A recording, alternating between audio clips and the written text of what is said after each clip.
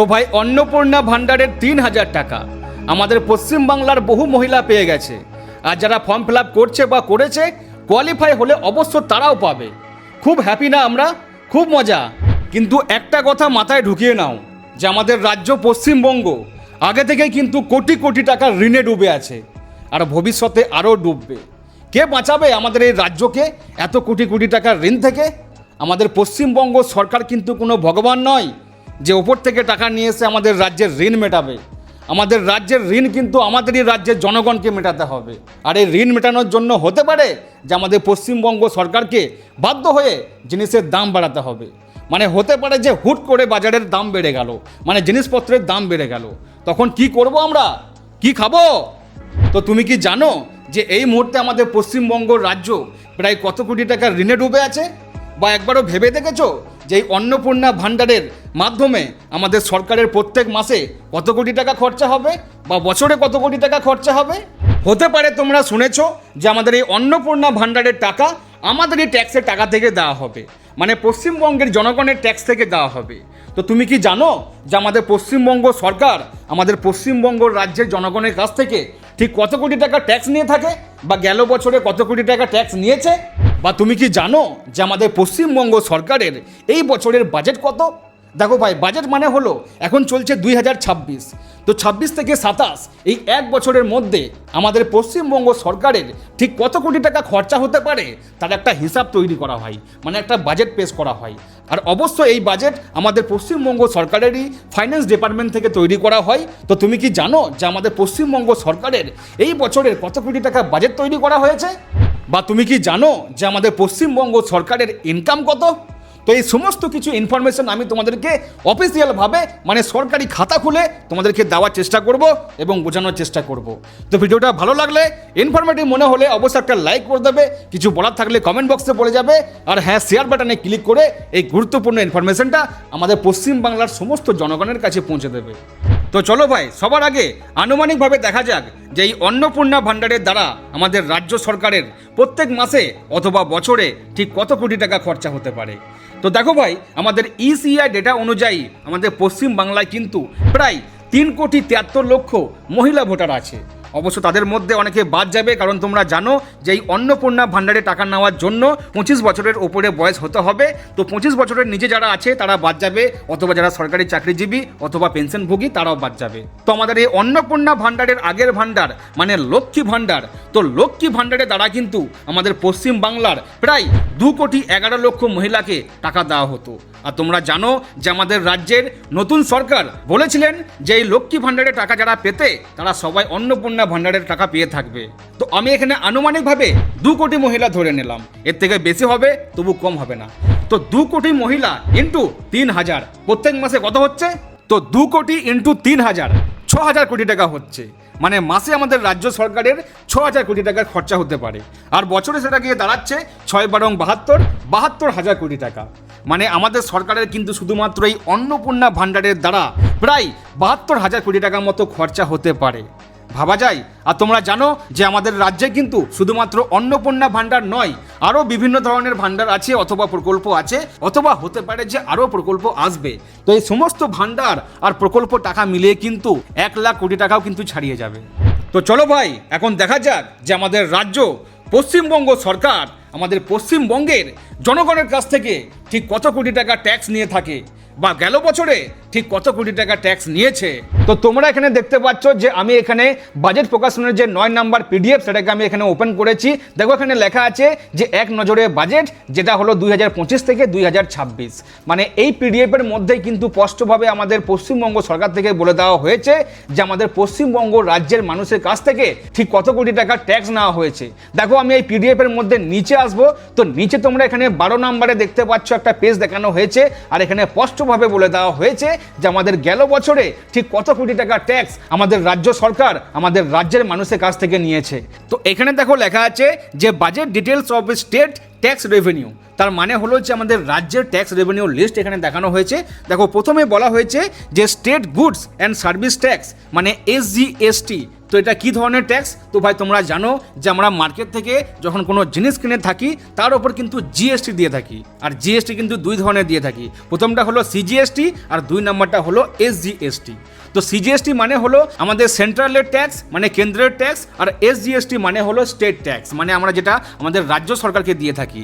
তো এই SGSTর মাধ্যমে মানে আমাদের পশ্চিমবাংলার জনগণ এই মার্কেট থেকে কেনাকাটার সময় SGSTর মাধ্যমে আমাদের রাজ্য সরকারকে কত কোটি টাকা দিয়েছে গেল বছরে, সেটা তো এখানে লেখা আছে যে 49,771.98, তার মানে হলো প্রায় 50,000 কোটি টাকা কিন্তু এই SGSTর মাধ্যমে আমাদের পশ্চিমবাংলার জনগণ আমাদের পশ্চিমবাংলার রাজ্য সরকারকে দিয়েছে গেল বছরে।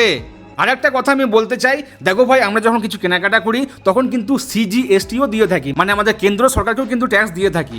তো যেই ট্যাক্স আমরা কেন্দ্রকে দিই তো সেই ট্যাক্সের প্রায় 40 থেকে 42% আবার কিন্তু সেই কেন্দ্রের সরকার আমাদের রাজ্য সরকারকে ফিরিয়ে দেয়। মানে এখান থেকে তোমরা আইডিয়া লাগিয়ে নাও যে এই কেনাকাটার ওপর ট্যাক্স লাগানোর ওপর ভিত্তি করে আমাদের রাজ্যের জনগণ আমাদের রাজ্য সরকারকে ঠিক কত কোটি টাকা ট্যাক্স দিয়ে থাকে।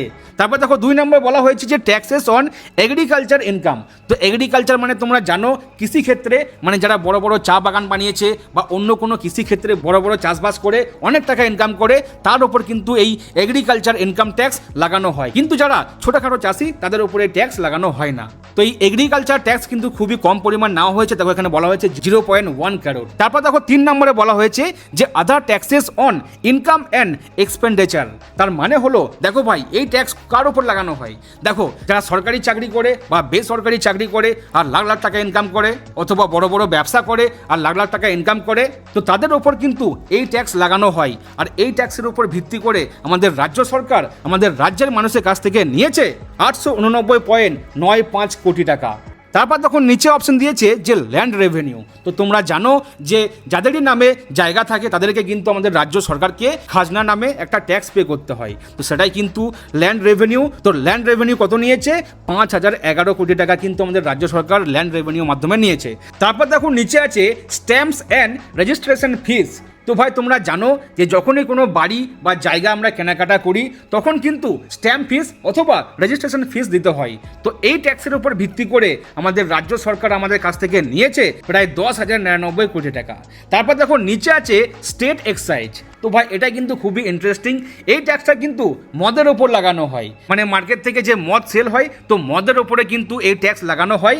তো এই মদের ওপর ট্যাক্স লাগানোর ওপর ভিত্তি করে আমাদের রাজ্য সরকার আমাদের রাজ্যের মানুষের কাছ থেকে ঠিক কত কোটি টাকা নিয়েছে। দেখো এখানে বলা হয়েছে যে এই মদের ওপর যে ট্যাক্স লাগানো হয়েছে তার পরিমাণ কিন্তু 22,550 কোটি টাকা।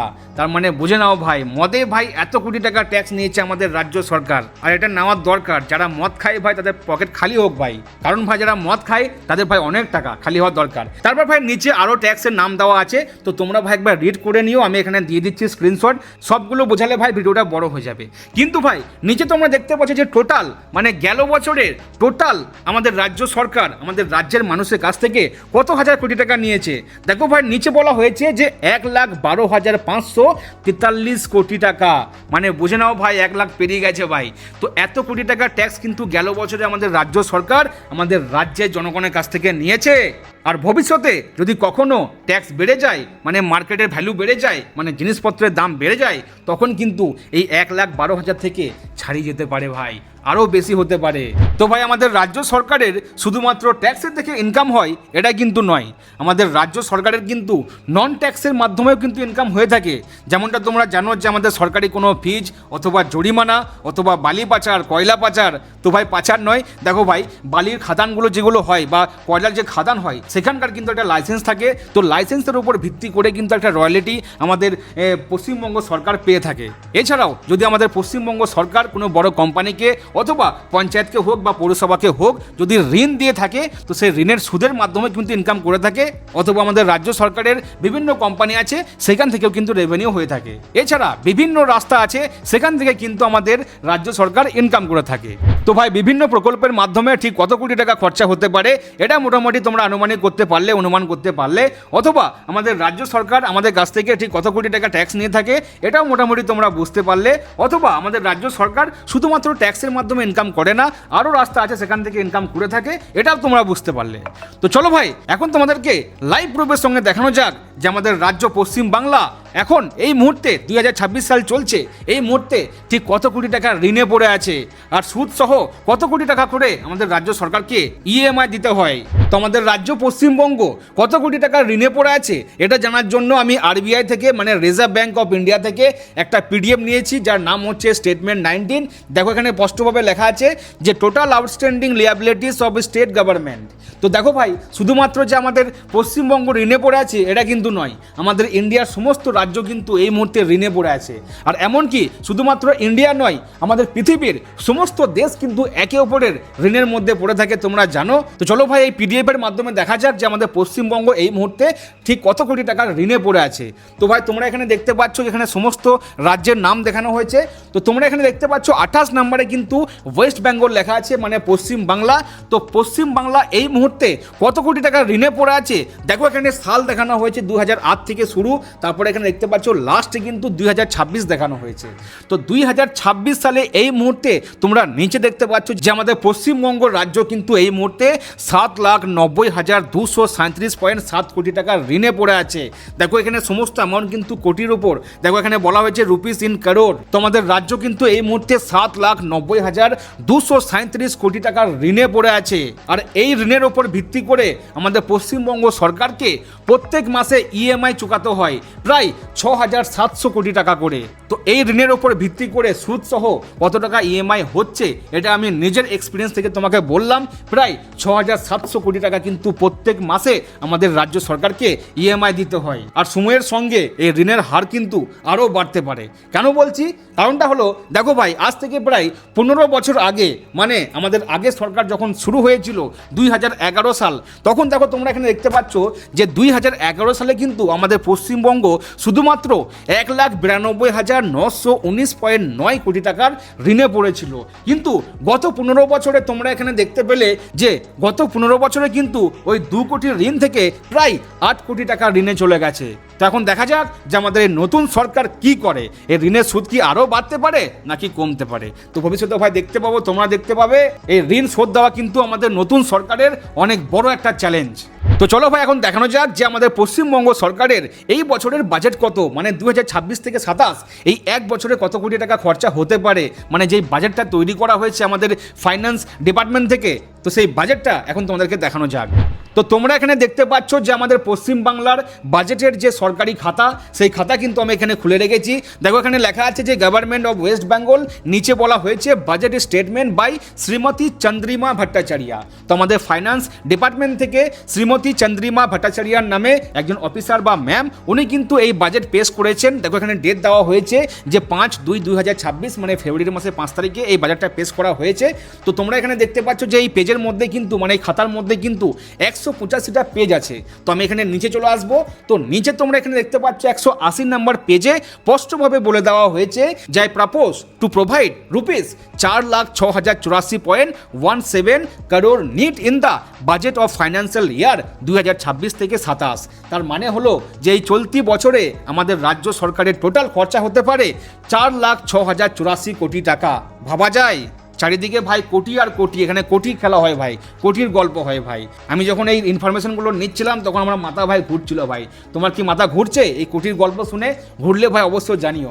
তো ভাই আমাদের রাজ্যের এত কোটি কোটি টাকার ঋণ, এত কোটি টাকার বাজেট, আর আমাদের রাজ্য সরকারের ইনকাম তোমরা জানলে, তো এই সমস্ত কিছু অ্যানালাইজ করে কি মনে হয় আমাদের রাজ্যের ভবিষ্যৎ কি, কমেন্ট বক্সে অবশ্যই জানিয়ে যাবে। আর এই ভিডিওটা গুরুত্বপূর্ণ মনে হলে, ইনফরমেটিভ মনে হলে অবশ্যই একটা লাইক করে যাবে। আর হ্যাঁ, শেয়ার বাটনে ক্লিক করে এই ভিডিওটা সবার কাছে পৌঁছে দেবে। আমি চাই যে আমাদের পশ্চিমবাংলার সমস্ত জনগণ যেন এই ইনফরমেশনটা পায়। এই ইনফরমেশন পাওয়া ভাই খুবই জরুরি, কারণ ভাই এটাই আমাদের রাজ্যের ভবিষ্যৎ, আমাদের রাজ্যের উন্নয়নের ভবিষ্যৎ ভাই, আমাদের বাচ্চার উন্নয়নের ভবিষ্যৎ ভাই। তো খুবই গুরুত্বপূর্ণ একটা ভিডিও তোমাদের জন্য বানালাম, আর আমি নিজেও কনজিউম করলাম। তো ভিডিওটা ভালো লাগলে অবশ্যই একটা লাইক করে দেবে, কিছু বলার থাকলে অবশ্যই বলে যাবে। আর ভাই শেয়ার করে দিও, ভাই শেয়ার করে দিও। তো চলো ভাই, আজকের মতো এটুকুই, আবার দেখা হচ্ছে ভাই পরের কোনো ভিডিওতে। ভাই সবাই ভালো থেকো, ভাই সবাই ভালো থেকো।